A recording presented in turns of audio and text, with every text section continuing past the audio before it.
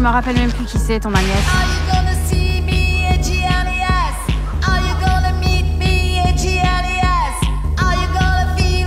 Vete a tomar por el culo.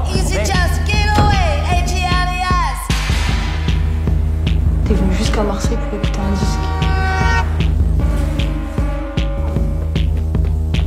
Marseille, elle a englouti ma fille.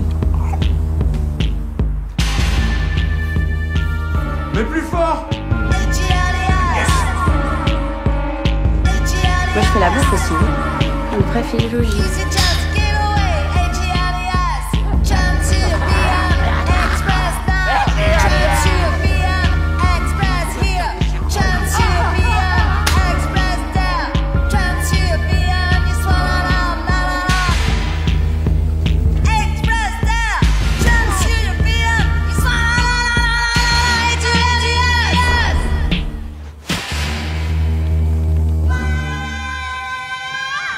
Il est aux Variétés à l'Alhambra et en janvier, il y aura une projection à la Baleine avec une exposition concert au Lollipop, le disquaire. Il y a un vrai bouche à oreille qui se fait, donc le film risque de rester peut-être pas mal de temps à l'affiche. Le titre Photogénico, moi j'ai l'impression que métaphoriquement, c'est un film chirurgical ou médical.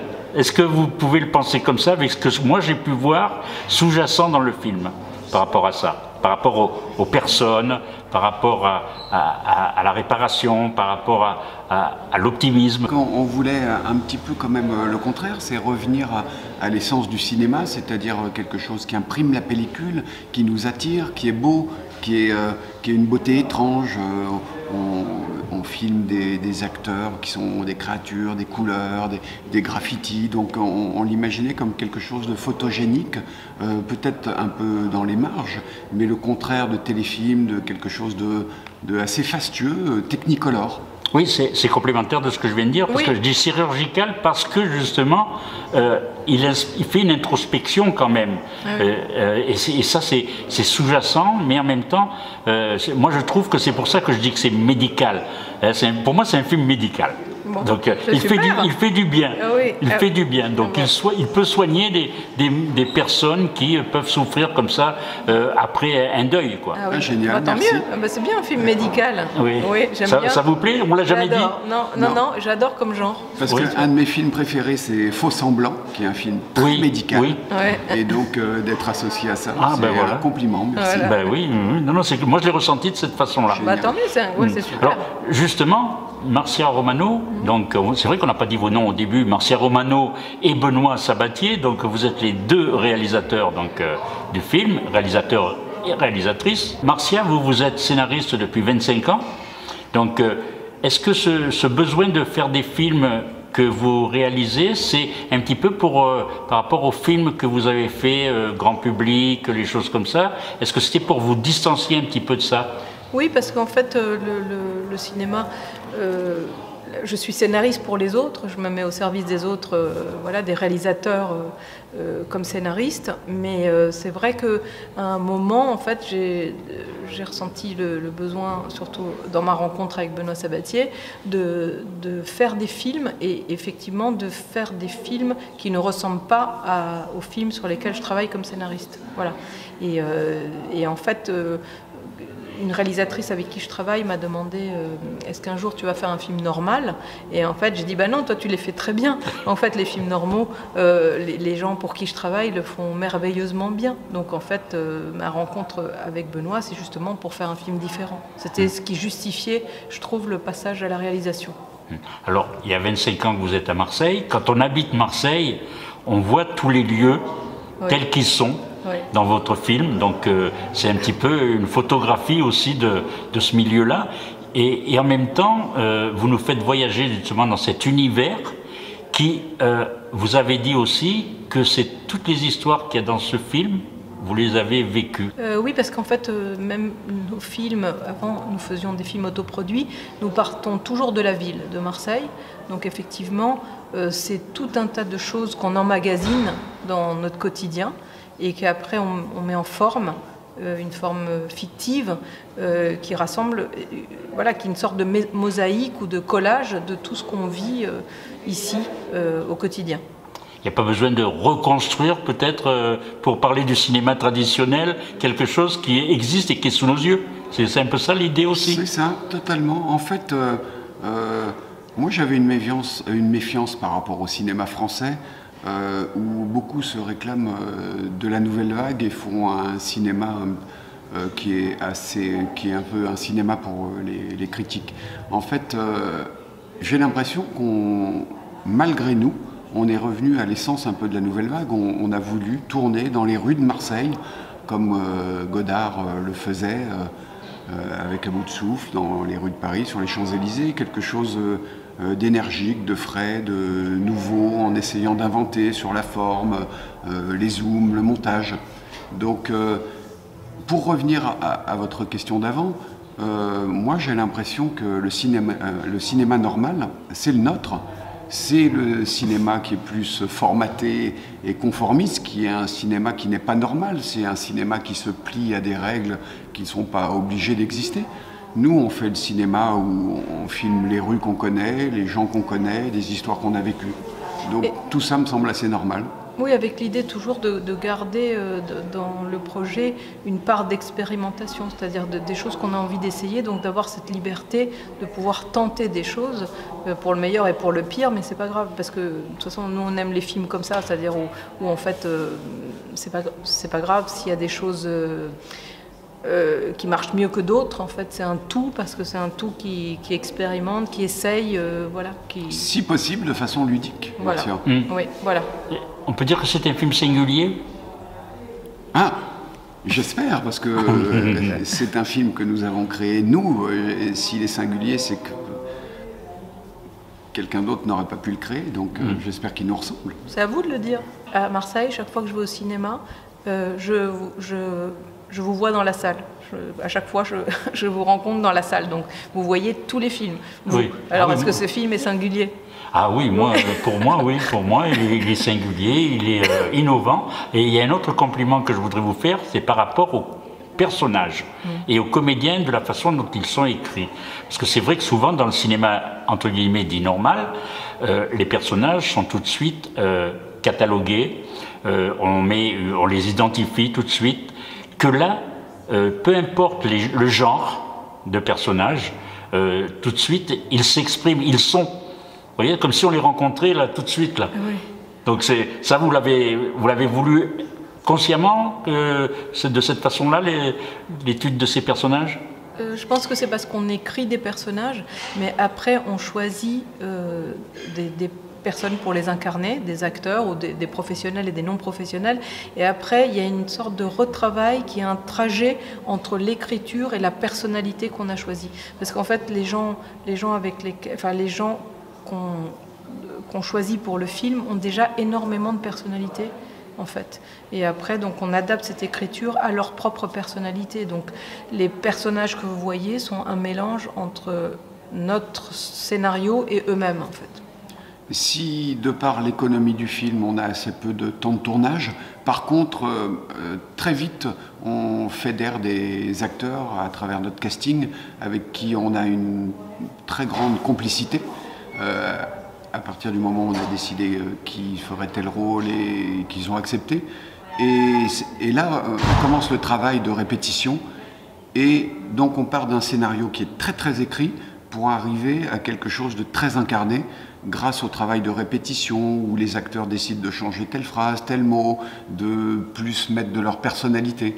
Et ça, pour nous, c'est un travail de préparation qui est très très important pour que les dialogues ne sonnent pas écrits à l'image et que ce soit, on se dise, ah, lui, ce personnage, il parle comme ça. C'est parce qu'en fait, on fait quand même un trajet vers eux. Et même dans leurs vêtements, leur look, c'est quand même, voilà. Vous vous inspirez d'eux? Oui. C'est ça, beaucoup. Ouais. On a l'impression justement que c'est des gens qu'on a rencontrés quand on se promène sur la plaine, le cours Julien. Voilà. Alors c'est vrai qu'il n'y a que les Marseillais qui pourraient voir ça, mais c'est vrai que justement, ça peut donner envie de découvrir ce quartier. La musique est centrale. Oui. Vous êtes inspiré de groupes existants ou pas pour créer ce groupe photogénico? Déjà, il y a deux groupes existants qui sont le groupe qui a composé la musique du film, plus la chanteuse Emma Amaretto du groupe Catalogue.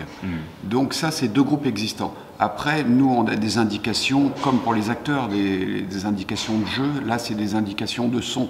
Donc, on voulait quelque chose qui soit comme ce groupe new-yorkais de synthé punk, Suicide, très connu, une réactualisation futuriste et féminine. Et vous avez mixé. Exactement. Voilà. Une nouvelle fois, c'est l'apport de chacun pour projeter sur un fantasme qu'on aime, les musiques de films des Goblins, de Giorgio Moroder, mais réactualisées futuristes.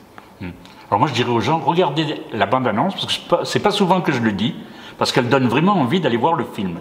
Et après quand on le voit, on n'est pas déçu, justement. Parce que c'est vrai qu'on aime ce genre ou pas de musique, mais en même temps elle nous emporte et elle emporte l'histoire. Oui, on voulait une bande-annonce qui ne dévoile rien de l'histoire, qui soit non narrative, où on se dise de quoi ça parle, et où plutôt l'esthétique et la musique soient mis en valeur dans cette bande-annonce. Et les corps et les visages aussi, qu'on ait envie en fait d'entrer dans ce monde. C'était ça l'idée de la bande-annonce. Mais pour revenir un peu à ce que vous disiez tout à l'heure sur Marseille, c'est que le film il provoque deux réactions. Il y en a qui disent « Ah, j'ai envie de m'installer là-bas » quand ils voient le film, et d'autres qui disent « Mais qu'est-ce que c'est que ce cauchemar ?» Voilà. Ah oui, de toute façon c'est Marseille. Voilà, c'est Marseille comme on dit. Ouais. Alors moi il y a une question que je voudrais vous poser, Marcia, c'est que dans le film il y a un personnage qui écrit ses mémoires. Oui. Et en même temps, vous en profitez pour balancer quelques petites allusions sur l'écriture. Ah oui, oui. Donc ça, c'est dû à quoi ça? C'est des observations depuis le temps que vous êtes dans ce milieu? Non, oui, c'est peut-être effectivement... alors il y a beaucoup de choses qu'a écrite Benoît, mais c'est aussi notre rapport à l'écriture, c'est-à-dire effectivement avec ce côté un peu sarcastique ou moqueur sur l'écriture, effectivement. Oui, peut-être que... Mais alors, il y a beaucoup de choses écrites par Benoît, bizarrement, mais c'est vrai que c'est des choses que moi, je peux ressentir. Bizarrement. Voilà. Non, mais parce que Gérard nous demande si c'est... Oui, mais l'autre jour, à l'issue d'une projection, il y a des gens qui me sont ramenés et qui m'ont dit « Ah, mais on adore ce personnage. » Bon, alors que c'est une crapule, hein. On adore ce personnage parce que tu lui as donné beaucoup d'humanité avec Marcia, parce qu'il ressemble beaucoup à un ami... de technicard qui tapait frénétiquement sur son ordinateur et il devait faire un petit article et il sortait 400 pages de documents et donc ça m'a beaucoup touché parce que c'était un ami très proche aussi. On s'inspire beaucoup de gens qu'on connaît pour en faire des mix. Oui. Et ce comédien, il est génial. Ouais, c'est John Arnold, qui est un grand comédien de théâtre, qui est génial. Voilà, Ah oui, on peut dire, il y a même le comédien principal, l'acteur principal, il est fabuleux. Donc voilà, c'est facile à diriger des gens comme ça ou pas? Oui, parce que en fait, ils ont vraiment déjà une personnalité fantasque eux-mêmes. Et donc à la fois, nous on écrit et on rêve d'acteurs comme ça, mais après on fait un trajet vers eux parce que leur personnalité nous intéresse et elle nous intéresse pour le film en fait. John Arnold est un très grand acteur qui vient du théâtre, qui a commencé chez Aranouchkine, qui était le protégé de Michel Bouquet. Et là, c'était fascinant. Il s'est ramené sur le tournage. Il était prêt à se mettre en combinaison, olé olé. Et il connaissait tous les textes, les 100 pages du scénario, il connaissait tous les rôles par cœur. Donc à chaque fois qu'un acteur séchait un petit peu, il soufflait. Il connaissait pas seulement son rôle. En tout cas, c'est un cinéma qui va dans l'économie de production, mais en même temps, est-ce que c'est pas bénéfique? Est-ce que si vous aviez eu beaucoup plus d'argent, vous l'auriez fait autrement le film ou non, mais vous n'auriez pas voulu cet argent? Non, si, parce qu'on aurait voulu que les gens soient mieux payés. Voilà, on voulait, parce que pour faire un projet comme ça, il faut la bonne volonté de tout le monde. Il faut que les gens soient prêts à renoncer à des choses. Donc ça, c'est quelque chose qui nous a posé problème. On aurait aimé que les gens soient mieux payés. Voilà. Mais après...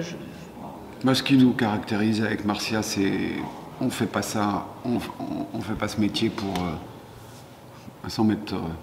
Plein les poches, comme on dit. Voilà. Non, pas du tout. On fait ça pour faire un objet esthétique singulier, comme vous l'avez dit. Après, bon, si on pouvait être payé beaucoup plus, pourquoi pas, mais c'est pas du tout quelque chose qui nous guide. Alors là, c'est votre troisième film, c'est ça? Quatrième. Quatrième. En fait, c'est le premier, mais on a fait 3 films en autoproduction. Vous allez avoir l'opportunité avec ce film-là, qu'il a été Sûrement. vu, qui sera plus C'est vu, obligé, c'est de obligé. pouvoir aller un peu plus au-dessus. Je suppose que vous avez des projets dans ce sens-là. Bah, Un peu délirant, des projets très fous. Ouais. Là, vous nous dites que ce film est un petit peu fou. Moi, je pense pas du tout. Le prochain devrait Sera- l'être. oui. Enfin.